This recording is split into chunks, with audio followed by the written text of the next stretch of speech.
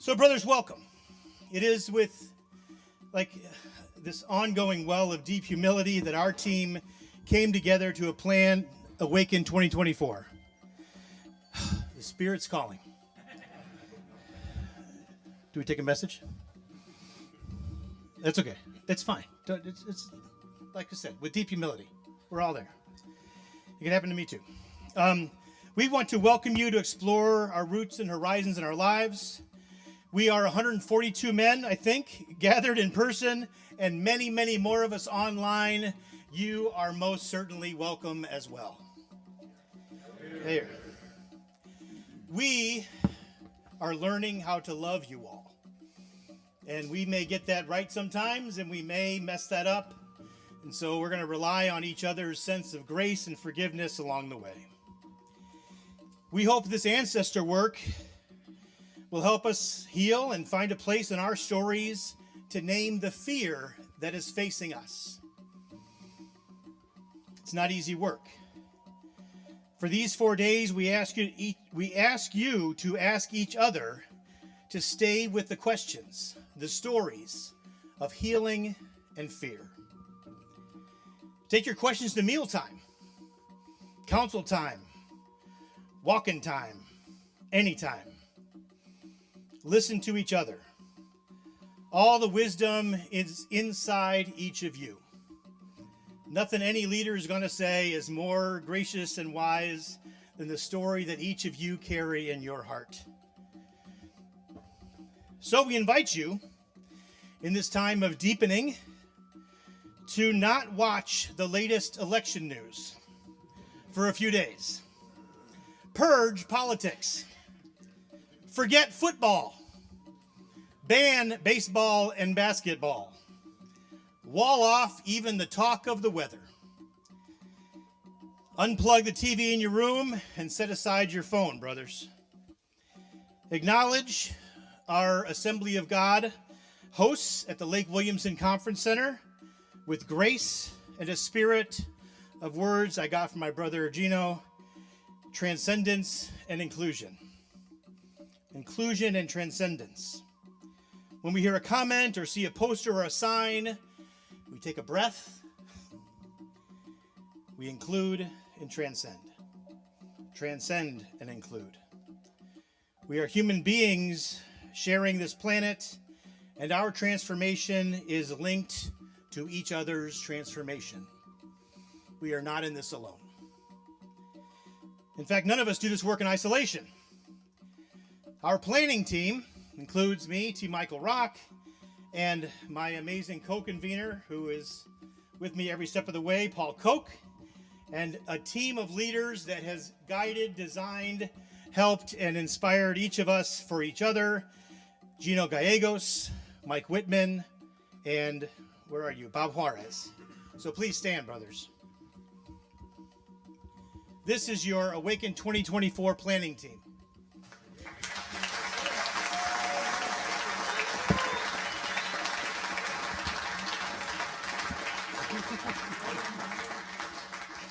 Y'all microphones that are on? Yes. Good. Before we begin, we got some words to say, though. Lake Williamson Retreat Center and the adjacent communities rest on the land of multiple Native nations. This area is evidenced by the vast research of the Cahokia Mounds as a meeting and trading place of one of the largest Native city structures on this continent, and were the traditional birthright lands of indigenous people who were forcibly removed and who have faced 2 centuries of struggle for survival and identity in the wake of this dispossession. So we hereby acknowledge the ground on which we stand. Brothers, in your own way, acknowledge the ground where you're standing.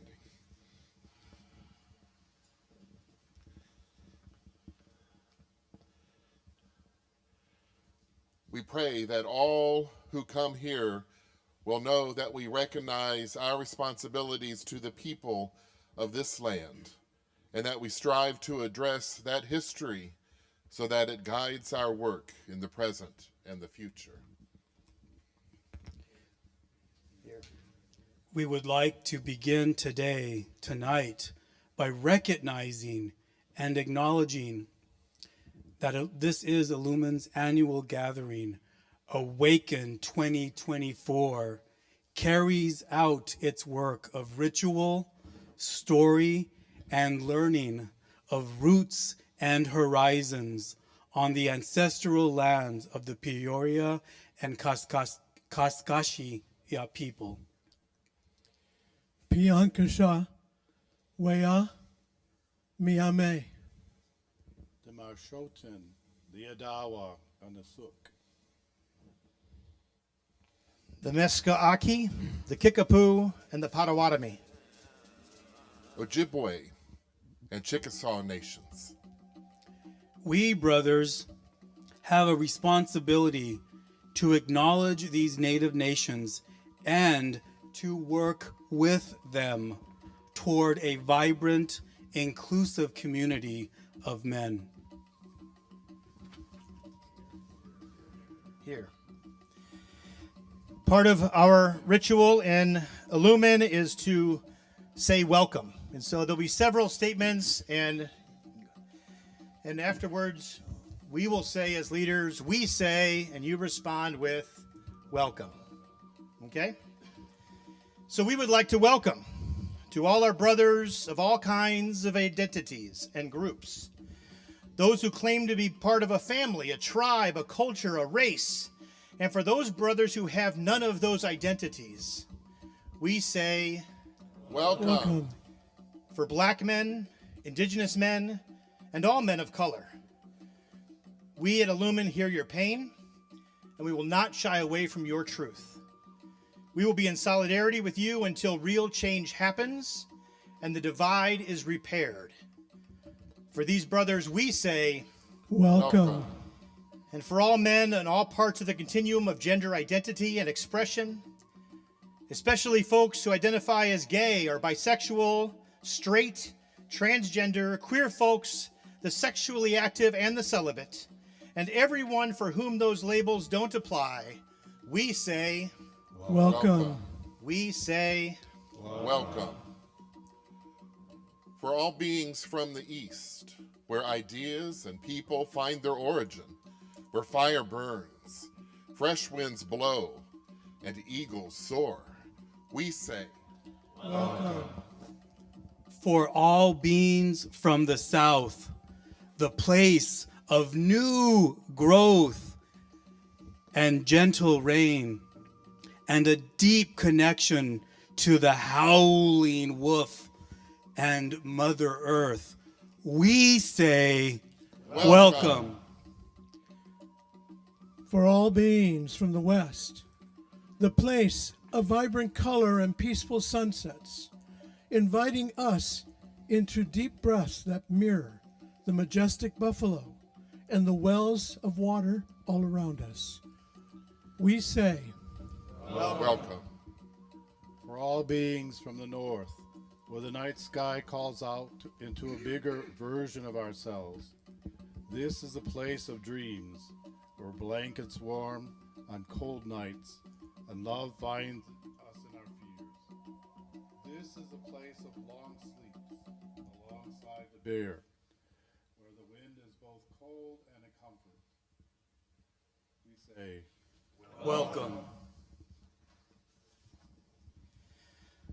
for men of African descent, of Asian descent, of European descent, of First Nations descent in this land and abroad, and people of mixed and multiple descents, and of all the languages spoken here, we say, Welcome. For men with bodies and minds with all kinds of different abilities and challenges. Those living with any chronic medical condition, visible or invisible, we say,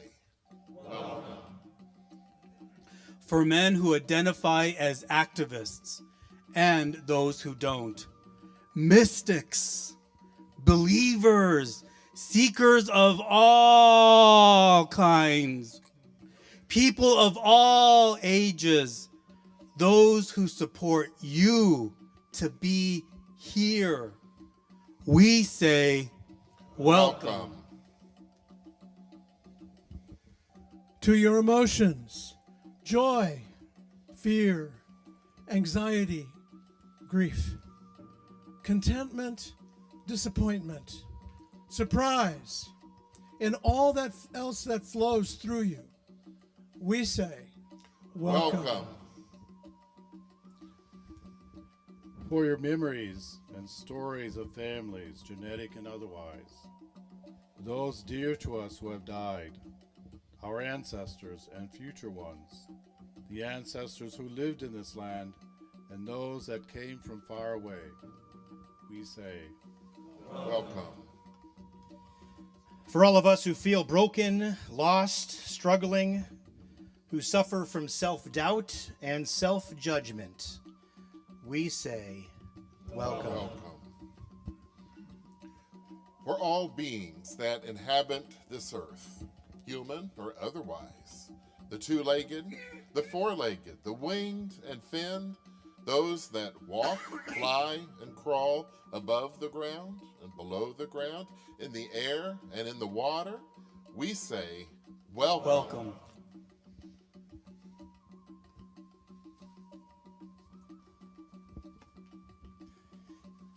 We say, welcome. We'd like to welcome up the chair of the board of directors of Illuman, Dan Harris, to add to our welcome.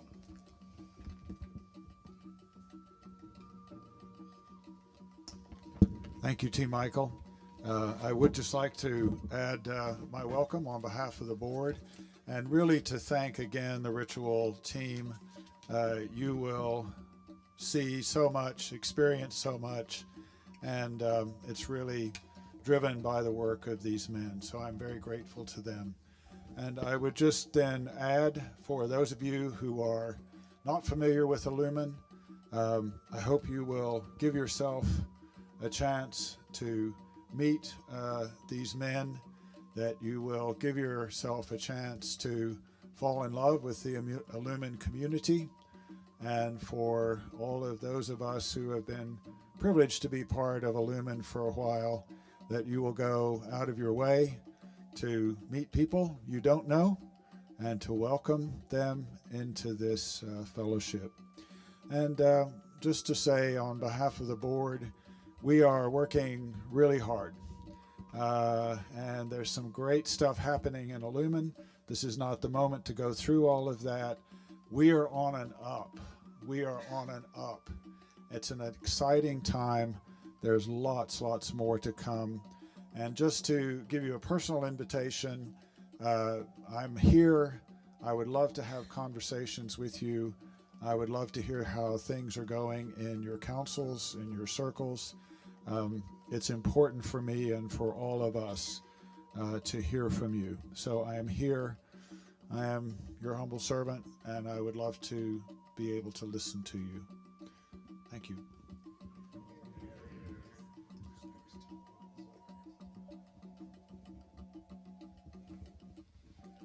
We have heard already many men lift up the value of stories. Even heard a challenge for you to hear the story of one or two or three or more brothers that you meet along the way. For I believe that there is no greater gift that a man can give to another man is his story. For he is giving you something precious, something private, something of extreme value. He is giving you himself. He is sharing an authenticity that was stored deep within his heart for such a sacred time in liminal vulnerability and trust and mutual admiration. A story is complete within itself, but it is also a puzzle piece that, when combined with other stories, creates a wider narrative of who we are as today's men, Illuman men. Your story belongs in our narrative and creates our wider narrative. And this narrative changes our world. So please keep sharing your story. Storytelling began at the beginning of humanity, long before scribes put anything to print. And they are our first portal to our roots and also to our horizons. First person story sharing is experiencing a renaissance, not rehearsing sagas, but presenting a slice in a man's life is what I think is going to be one key to saving our world.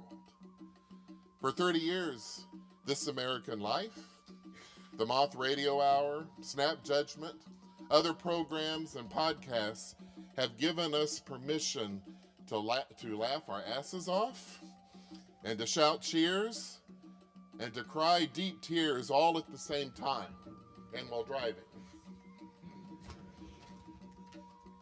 We have 2 storytellers today and 2 tomorrow. And 2 among our 4 are from Ohio. So no surprise there, because we know how many beautiful men are from Ohio and are here. All 2 are from our Illuman storytelling cohort, which is led by Tom Sparrow, who wanted to be here himself. So we thank Tom for his coaching and for making these miracles happen. So the first story we'll hear is from Mick Owens. Mick lives in Cincinnati, has been married 54 years. He has 3 children, 6 wonderful grandchildren who light up his life. He was a high school teacher for 37 years until retiring in 2006. He enjoys nature and golf, hiking, travel, and writing poetry. He attended his MROP in 2008 and has been an active member of the Southwest Ohio Illuman for many years. So brothers, let's give it up as if Bruce Springsteen and Bono have entered the room. Let's hear it for Mick Owens.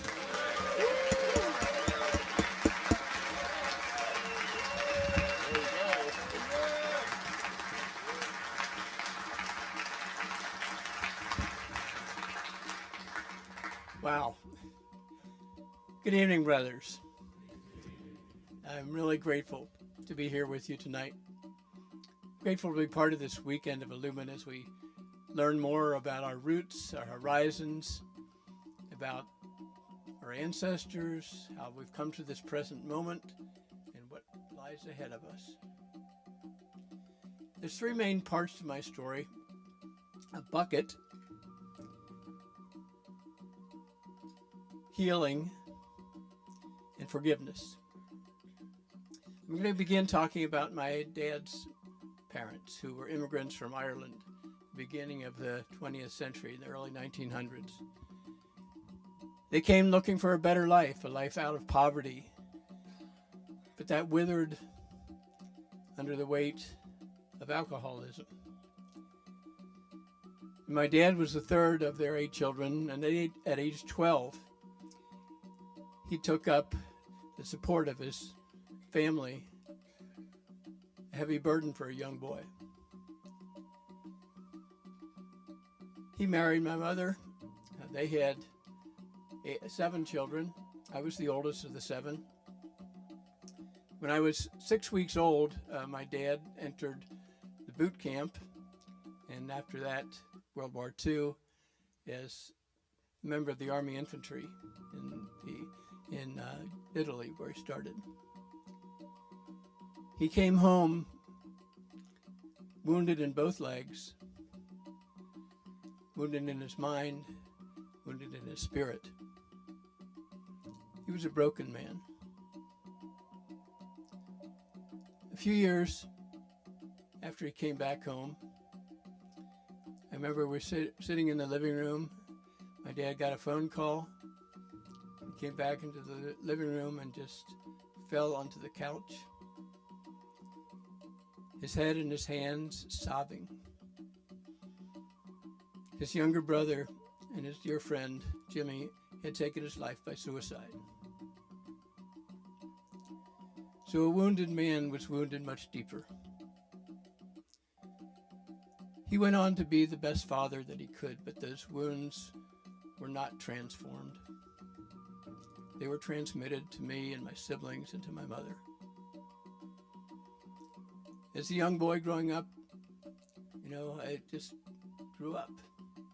I wasn't aware of all these wounds, but my dad's anger exploded off, and I was often the target of that anger.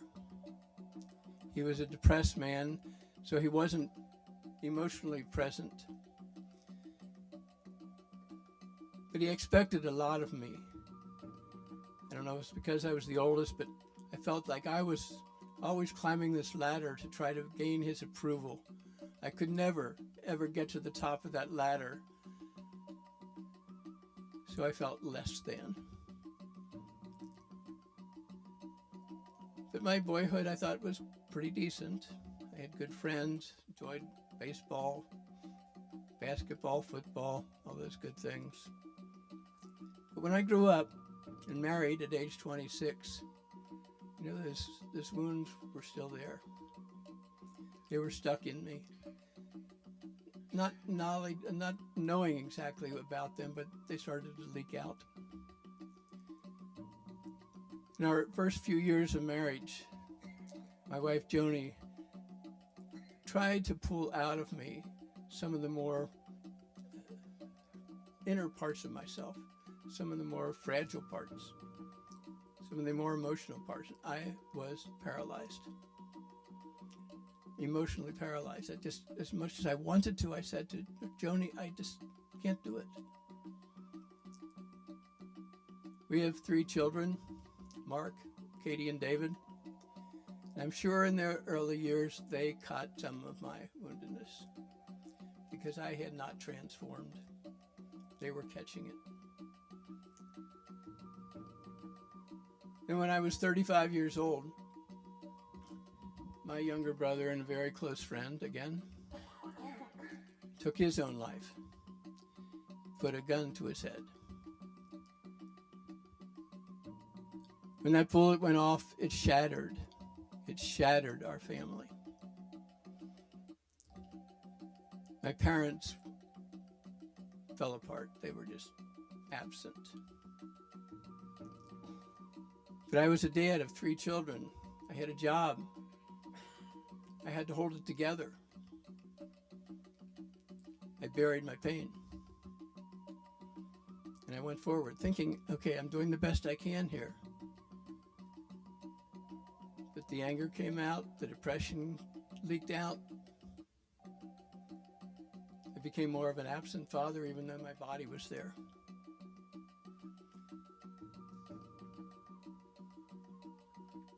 When Mark, my oldest, was in 8th grade, his school counselor called us one day and said, Mr. and Mrs. Owens, your son Mark has been feeling pretty depressed. In fact, he's been thinking suicide. He has a plan to jump out of his 2nd-story bedroom window. I just thought, this cannot be happening again. I know suicide. I know what it does to a family. I went up to Mark's room, went to that window, and there was his screen sitting ajar. Not my son. Not my son.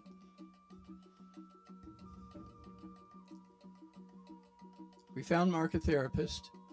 After he was seeing him for several weeks, the therapist said, how about if your whole family comes together? Family therapy. I can picture that room, my daughter Katie in 6th grade sitting on the floor crying a lot. My younger son David also sitting on the floor, but just kind of taking it in. And I sat there holding it together again. I couldn't break it open. After a few weeks, this therapist said, Mick, I think you would benefit from some therapy of your own. I said, well, why me? It's Mark who is suffering. But I took his advice. I remember going into this other therapist's office. Her name was Esther. She greeted me, friendly handshake, guided me over to a nice comfortable chair, box of tissues sitting right there. She said, Mick, tell me your story. Let's start with your childhood. So, I came up with the nice, light things like my friends and sports. And she said, Mick, let's go a little deeper. Let's talk about your parents. In fact, let's talk about your dad. What was that like? Oh, wasn't expecting that. And as I told the story of some of his anger, his expectations of me, the tears started to come. Went through a lot of tissues that day. She said, "Tell me about your brother who took his life." And it just poured out. The tears just flowed. We went for an entire summer, a couple times a week. By the end of that summer, it was like something was starting to crack open in me. Something I don't know what it was, but something new and bright and hopeful. I started to read a lot about the father wound. I went on a couple men's retreats. I started to realize, yeah, there are other people who have gone through this. I'm not alone in this. I was starting to feel like I was getting together, and I think I really was. But life hits you, and I started to slide back into some depression, some emotional absences. And Joni said, "Mick, why don't you get back into therapy?" Wise wife. I did go back into therapy, found a different therapist. He was really good. He took me much deeper, especially into those father wounds. Boy, and I just cried and sobbed so much. I don't know where all those tears were coming from. And I talked about my brother, who I was angry at for damaging our family.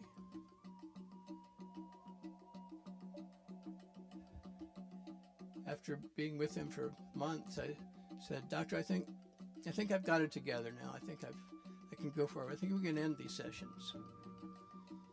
Yeah.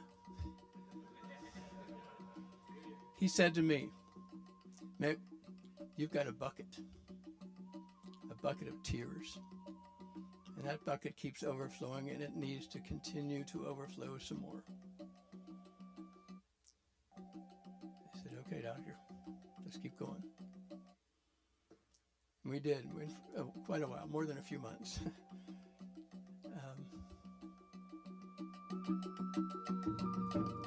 When Mark was in college, he knew that I was changing. He saw a changed father. He said, "Dad, how about if we go camping this weekend?" Wow, it was a nice invitation. It was a cool fall weekend, and so we sat around a nice campfire, talking, and then Mark started to pour out some of the hurt that I transmitted to him, some of the hurt that I had not transformed. We talked a lot that night. We cried a lot. We just held each other. There was a tremendous feeling of healing, coming together, a bond that was growing back together between a father and a son. More recently, Brian Mueller and Tom Sparrow were offering a writer's retreat near Cincinnati, and I planned to go. I thought, I wonder if Mark would be interested in coming to this. He likes to write. So I hesitated, though, because he lives in Oregon. He wouldn't want to come in that far for a weekend. Joni says, my wise wife says, "Just invite him, Mick, see what he says." And he did. He didn't hesitate. And just, coming together in that spiritual time, it was sacred time. We talked, we shared even more. Our relationship wove tighter. Mark lives in Oregon still. He's a successful psychotherapist, a wounded healer. I've been a part of Illuman, which has been another journey of wholeness for me. I've been a part of the men's work since the 90s and Illuman since about 20 years. Men's rites of passage. Very important part of who I am, part of this healing. I know I'm a different man today. It's a journey, brothers. It's a long, hardest work I've ever done in my life. I'm a better husband. I'm a better father for Mark and Katie and David and my grandchildren. I'm grateful for that. I've forgiven my dad for the wounds that he absorbed and transmitted. He did the best job he could. I've forgiven Kevin. He was diagnosed with schizophrenia, and I loved him a lot. Maybe more importantly, I've forgiven myself for the wounds which I inadvertently transmitted. This journey continues, my story continues. I feel today as if I'm a more whole man and I'm becoming a more transformed man. Thank you, brothers.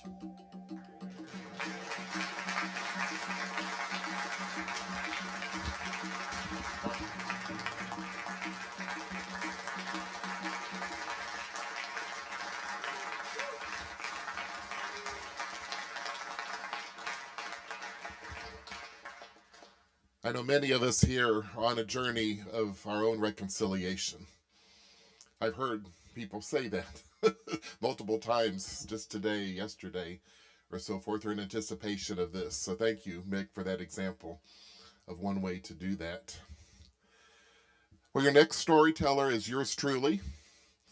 Believe me, I tried my best to avoid this in every way possible. Recruiting and maneuvering and shaking things up. I guess it was meant to be. Partly because in my head, I think Ned Wharton on one of our Zooms says, I want to hear from you, Paul. Don't get away too quickly. So that's seared in my heart. So where is Ned? Thank you, brother. And tomorrow we'll hear from T. Michael. He was in the same phrase. But I brought with me the candle that we are asked to bring, the ofrendos. Ofrendos. I'm learning, thank you. And on here is a picture, right at the top, of unknown Germans. I don't know their names, don't know who they are, but I know they're part of my family. I wanted to include them because I knew I needed hard work to do about my own German identity. For my name is Paul Koch. But it's always been a love-hate relationship for me with my German ancestry and my identity. Now the love part, I love their traditions and their food and their festivals. You know, just think of Christmas. The Christmas trees that they allowed the lights of the night, or the lights in the night sky to shine through as if they were twinkling lights on the tree itself. For the music, the silent nights, the worship, the liturgy, the hymns, everything about it, the incredible small traditions, Advent wreaths, decorations inside, even a little pickle that they tried to hide in the house for someone to get a little prize. And then there's the festivals. Oktoberfest, where the beer is overflowing and someone is able to carry, I think, 12 steins at once, that big, to your table. And then there's My Fest, when you can't wait for next October. You have to experience it in May. And then there's the wine. They always made it themselves. I even went to church because they served homemade German wine, which I was able to take at age 6 or whatever, and knocked me clear over to the next couple pews, I think. I love the traditions. They're so emotive, so loving, so inclusive, so fun. But now, the part that I had trouble adjusting to was that those Germans who loved to enjoy each other had trouble enjoying themselves. They were stoic, they were silent, they were frugal to beyond any reasonable measure, sometimes cruel, stubborn, stuck in their ways. and I needed more. As I grew older, I left the German tradition church just because I had enough. I wanted to be loved. I wanted to be felt. But it's been a journey because that's who I am, because I saw those exact same qualities in myself growing up. Just ask my wife. She can, she'll multiply the story times 4, I think. But they're good people. Whereas the fathers, had trouble showing themselves, their true selves, including my dad and my grandfather, their wives, my grandma, my mom, had a way of kind of compensating for what the dads couldn't provide. So I remember my Grandma Selma, she's on here, holding my dad. Oh, she was the emblem of love. How I couldn't wait to go visit her on the family farm that my dad grew up in. So I'd get there, and then she'd have the old wood-burning stove. That's all they had to cook on, and she'd be always baking a loaf of bread for dinner that night. The kitchen just smelled so wonderful. And then on the top, she had a special loaf for me. Says, that's your loaf. No one else can eat anything of it. When it's done, you can do whatever you want. Here's some butter, here's some preserves, here's some jams. Go ahead and eat it. And she put it in a little heart-shaped tin. That was my special loaf. And then after we had that, we'd go out and slop the pigs, and she'd show me how to do that, then how to gather eggs in the hen house, and even when they were still sitting on the eggs, trying to reach down there, see what we could find. And then she showed me this little shack that was outside the shed. I haven't seen a shack like that. Had a crescent moon on the door. They didn't have indoor plumbing at the farmhouse. So she showed me, says, this is where, if you have to go, this is where you go. And she explained why the Sears catalog was there. And also why there were corn husks and corn cobs, just in case extra work was required. The thing I still didn't quite understand, that there was a hole right next to me. What? Someone can come and sit next to me and tell me their story? Really? 2 holes? But she died way too young, early 60s. I think I was 8 when she passed away. But oh, that memory lasts forever. And then there's my own mom, married to my German dad. There's a picture of her when she was an infant. And whereas Dad was constantly working, that was his addiction. And there wasn't much time for him to be at home. She would make sure that each of our kids, me and my 2 brothers, felt special. So she was a cook too. Yes, she fixed the German potato salad and the sauerbraten, German chocolate cake, which really isn't German, but Italian, Mexican, good old Midwest casseroles, everything. That was the way she said, I love you. Because she rarely said it herself, but we all knew that she loved us. And then late at night, when Dad had to travel, she'd invite us into her bed, and we watched TV together until we fall asleep. So I remember enjoying myself immensely watching Laugh-In and Mary Tyler Moore, Archie Bunker, Carol Burnett Show, Love American Style. I even stayed awake for that racy show. But Mom had her stubborn ways too, and the most important thing that she was insistent that we vow to was that we would never put her in a nursing home. Says, you take care of me, don't put me in there. For sure remembers the shows from that era, Cuckoo's Nest, The Snake Pit.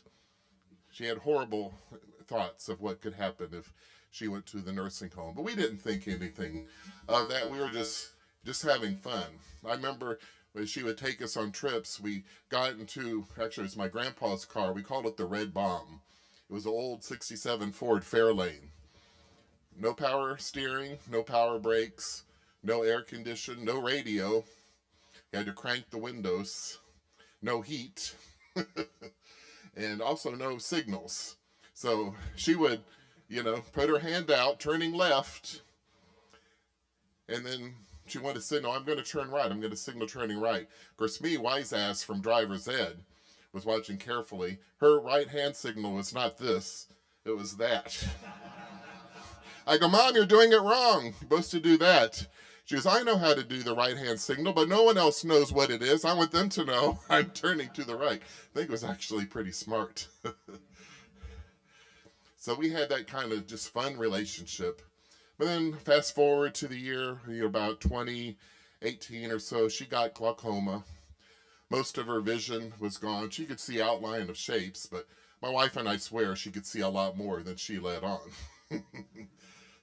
But then she started to have heart trouble, diagnosed with congested heart failure, and had COPD. She was on oxygen. My wife and I decided we needed to move closer. So we moved about 40 miles out so we could easily get up there when needed. But then it became obvious that no, I needed to move in and live with her too, just to keep a close eye on both of them. But here comes 2020, and it wasn't me keeping a close eye. I had to be her active caregiver. For we knew what happened in 2020, right? The pandemic. Didn't anticipate anything. Never would have crossed my mind that there would be no at-home health care available for her. No nurses visiting, all that. We lived in a very remote part of the state of Missouri. Just none were available, and the few that might travel up to where we are, they were all committed, or they were so short-staffed, there was just none available. But we did find someone to come 2 hours a week, basically to give out the meds. And eventually we had the hospice nurses come for about another 2 hours, but that leaves, 6 days a week, and 6.5, 6.75 days a week. So it was me. It was up to me. I was the home health care. I was the nurse. So I would feed her, I'd prepare all the meals, I would dish out the meds, I would wash her, I would change her, I would take off her soiled diaper, wipe her, and then put it all back on again for the next time. We figured out ways to get around things. She had enough strength to hold on to the bedpost. I say, Mom, can you stand up for just a minute so I can quickly drop your sweatpants and take care of the depend and clean things up and put it back on so you can sit down. And she had enough strength to do that all the time. God bless her. And so kind of nice system. Dad tried. He really rose to the occasion. I'm proud of him for doing what he can. And then the time came where we realized that she's not going to last too many days. And so we decided, let's ask the hospice volunteers to come in. Perhaps they would. And one lady came in and she said, what would you like for me to do? I said, why don't you give her a manicure? And when we brought out the little bowl of warm water and suds and brought out the nail polish, she said, what's that for? Couldn't see. He says, you're going to get your nails done. And she couldn't hardly say too much more, but her eyes said volumes. They were just glancing through me. He says, what? You're spending money on this? Says, how dare you? She never had anything like that, anything done for her, no spa day, nothing like that. And I go, Mom, it's free. She's a volunteer. She's glad to do that, but she didn't buy it 1 ounce. But she managed through. There were lovely white polish that she selected and almost, angelic hands. And that really stood out because her hair was mostly gone in some places and very long in other places. She did her own makeup. She would insist on doing that, but she couldn't see, so she looked like Joker. But her hands are what I remember about all that. So beautiful. And then I think it was almost the next day, if not the day after, she had to be bedridden and realized, we can't feed her, we can't change her, it's time. Yeah, and she wouldn't know either. We had to call the ambulance to take her to the nursing home. Oh, we hated to do that. We had to break our promise, but it was for her own good. But she had the last laugh. For she said, I will never spend one night in a nursing home. She died at 11:30 that night. So God bless you, Mom. Thank you for teaching me. My name is Paul Koch. Thank you.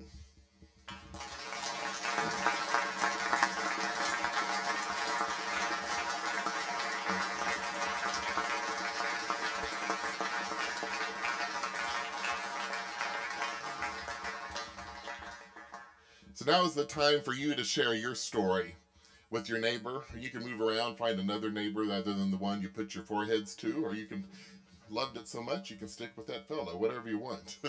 I want you to pair up, and since it is, Halloween, tonight we're going to invite us all to take around about 5 minutes each and to tell not a scary story to each other, but actually to tell a scary story to each other. There we go. Whoa. Try that. Right there, introduced to you my ankle. There is a 3-inch scar on the inside of my left ankle, and there is a 5-inch scar on the outside. So these are remnants of a multiple ankle fracture that I experienced on New Year's Eve in 2020, right after, about a half year after Mom died. Good Lord, if I had it before. My surgeon sealed up my fracture after surgery with 22 stitches of what bones were left, plus a plate and 9 screws and a Teflon rope. My recreational and workout life was turned upside down, but I am grateful. So I sat 14 hours in the emergency room. You know what? I think I'm going to kind of be like Jacob, who dislocated his hip at the Jabbok. Maybe there's a higher purpose. Maybe this is another rite of passage into my physical humility. Perhaps I will be complete. So I invite you to find whatever brother you come across and then show him one of your scars. And I'm sure he won't mind where it is. Show him your scar. Or if you're unscathed, perhaps it is an internal scar that you won't mind sharing. So tell the story about it and then what it taught you. And for those of you streaming, I invite you to put your scary story in the chat. And read what else was happening among those who are with you. So when you hear the bowl, it'll be time to switch. So any questions, everybody? You have your story, you know where your scar is? All right, let's begin.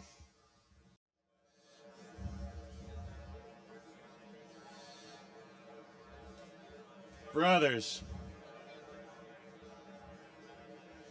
if I could have your attention,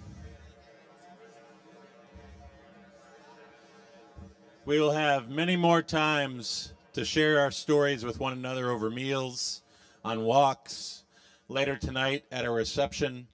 But right now I want to give you all just a few announcements, a few instructions for this weekend. I'm Mike Clausen, if we haven't met yet. I'm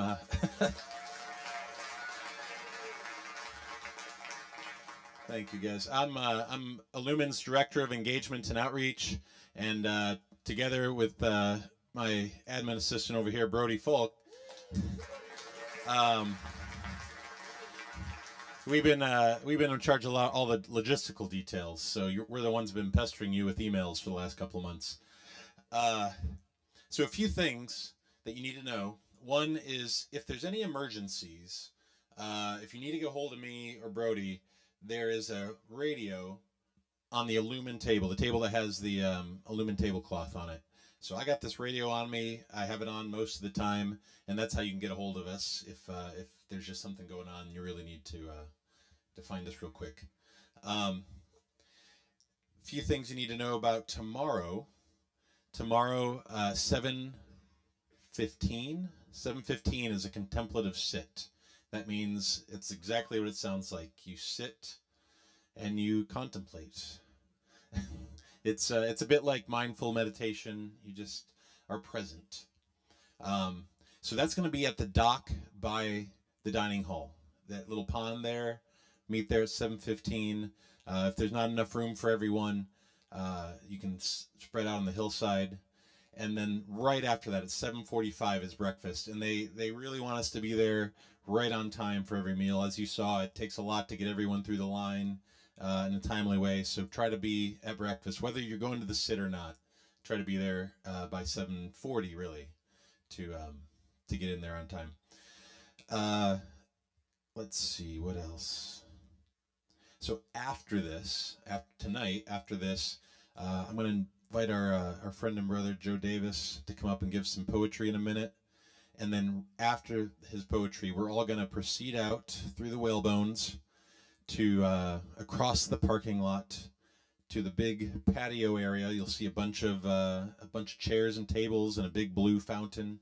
And past that are going to be some fire pits. So proceed to the fire pits for an evening blessing. After that, there's a reception out there in that patio area. It's a little chilly, so hopefully you have your coats. We'll have cheese and crackers and fruit and Halloween candy and all the good stuff. So you're invited to hang out there as long as you like. But there's also activities in the activity center. So if you want to use the pool, if you want to do blacklight golf, there is a gym. You can do dodgeball. They have blacklight dodgeball. Let's see, what else? Am I forgetting any fun? Not tonight. The next couple of nights we're going to have some movies, but not tonight because some of you have traveled a long way. So yeah, feel free to partake in any of the recreation in the activity center. There is no alcohol permitted on the campus. So hopefully you didn't smuggle any in your bag.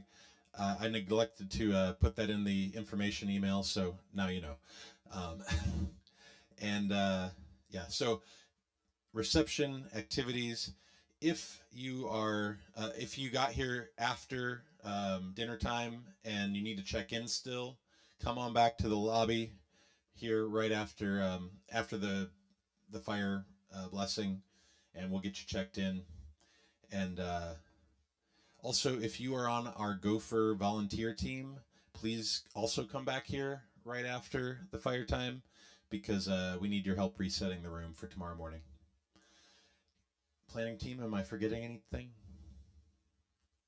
All right. I'm sorry? If you have questions for the... Yeah. All right. Well, now I want to invite up our brother Joe Davis, nationally touring artist, activist, and poet. He is our poet in residence for this weekend.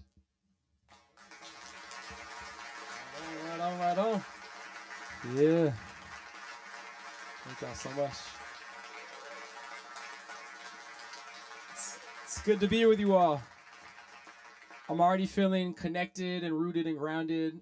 Such a rich opening session. And so I want to give us some moments through poetry to allow that to soak in and just carry it with us as we go on this evening. And so my name is Joe Davis. A lot of the kids I work with call me Joe Diggity Davis. I'm a man in many hats, literally and metaphorically. So I do theater, music, dance, but I'm known for my poetry. I use poetry to power possibility. And I see poetry as this kind of essence of human language and calling us back to reclaim and remember who we are and what's possible together.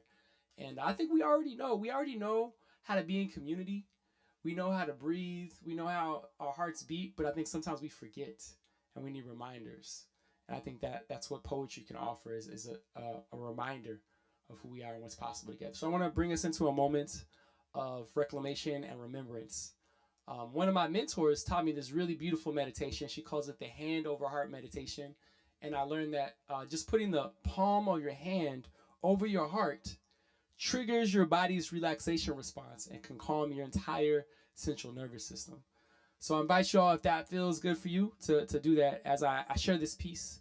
And just be grounded and centered in your body and remember that this body is sacred and good and worthy of love. And I want to honor that from my heart to your heart with this piece right here. It's called This Place. Here is where we give you the reminder you may not have given yourself to show up and bring your most authentic self. You can cry here. You can take your time here. To be you is not a crime here. We are all divine here. We shine brighter when we all shine here. We rise higher when we all rise here. We celebrate the fact that we are still alive here. We practice being kind here. You can make mistakes here. No guilt, blame, or shame here. There's only grace here. We know you by name here. We're so happy that you came here. We hope that you stay here because all that you are can be reclaimed and embraced here in this place. Thank you. Shall we process?